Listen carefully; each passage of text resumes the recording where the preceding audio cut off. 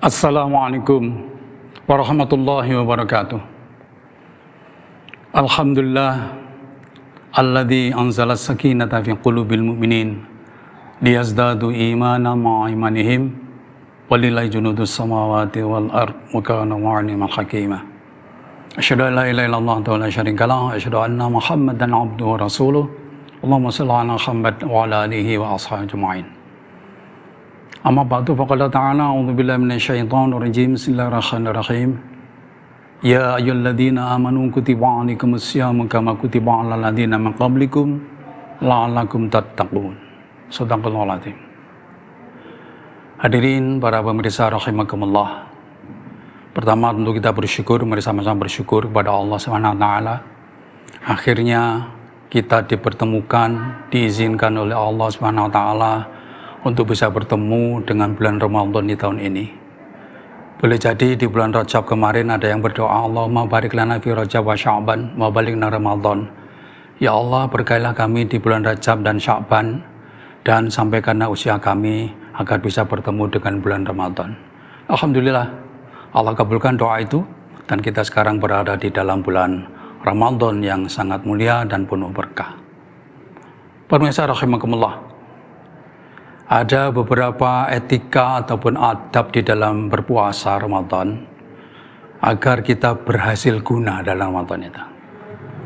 Ayat tentang Ramadan itu ujungnya adalah dengan ibadah Ramadan itu diharapkan para pelakunya, para pengamalnya itu meningkat derajatnya menjadi hamba Allah yang bertakwa.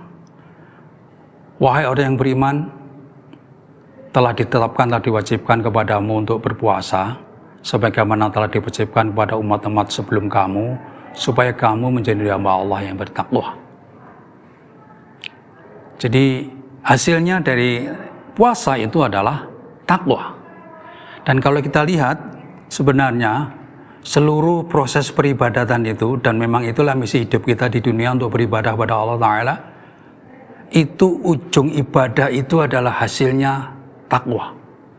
Sementara ibadah Ramadan itu salah satu dari jenis ibadah yang Allah tetapkan. Ujungnya dan hasilnya adalah takwa. Maka semua proses peribadatan sebenarnya itu menjadikan orang itu harusnya menjadi hamba Allah yang bertakwa. Itu teorinya.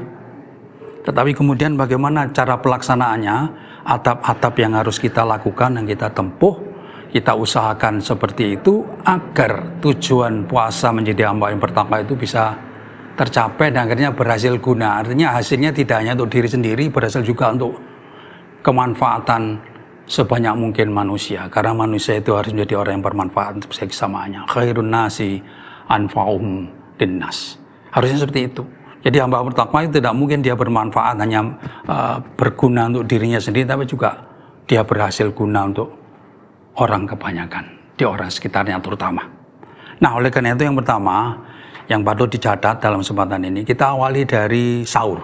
Sahur sama berbuka yang jadi satu mungkin ya.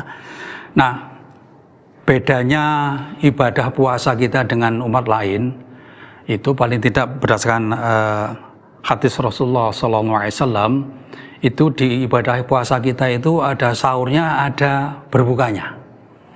Kita dilarang untuk puasa wisol, puasa yang terus tanpa buka sampai ketemu hari kedua, hari ketiga tidak ada bukanya. Ya, sahur juga tidak, pokoknya ngebleng, tidak makan, tidak minum. Itu tidak dibenarkan di dalam agama kita. Dalam satu hadis Nabi Sallallahu Alaihi Wasallam diriwayatkan oleh Abu Daud, hadisnya nomor 2352, ada satu matan hadis begini. La yazaluddin zahiran ma'ajalan nasu ajalan nasul fitrah li'annal yahuda wa nasara yuakhirun. Agama Islam ini insya Allah akan terus tetap jaya selama pengikutnya itu, orang-orang Islam yang jadi pengikut agama Islam ini menyegerakan berbuka. Karena Yahudi dan Nasrani itu senantiasa mengakhirkan atau menunda dia berbuka, atau kadang malah tidak buka ya. Nah, ini patut kita perhatikan yang pertama. Berbuka tidak boleh ditunda. Jadi begitu jadwal sholat maghrib kita tahu kapan, ya bagi muadzin misalnya, Maka sebelum Anda mengumandangkan adzan tanda waktu maghrib telah tiba, maka Anda harus iftar dulu. Anda harus berbuka puasa dulu dengan makan jajan atau kue atau apapun yang biasanya disebut dengan ta'jil. Ta'jil itu menyegerakan berarti. Apa yang disegerakan? Yaitu makan berbukanya itu. Dengan seteguk air, setelah itu bolehlah adzan. Jadi jangan adzan dulu baru minum, keliru, kebalik. Sesunnah maka minum dulu untuk membatalkan puasa supaya kita segera bisa mengumandangkan adzan maghrib. Begitu juga sholat maghrib itu tidak boleh didulukan sebelum kita membatalkan puasa karena memang sudah harusnya dibatalkan karena matahari sudah tenggelam. Adzan maghrib itu tanda matahari sudah tenggelam. Ya, jadwal adzan maghrib, maaf yang saya maksud. Ya, bukan adzannya. Kalau adzan bisa saja terlambat karena muadzinnya terlambat adzan. Tapi jadwal maghrib itu sunatullah, hukum alam.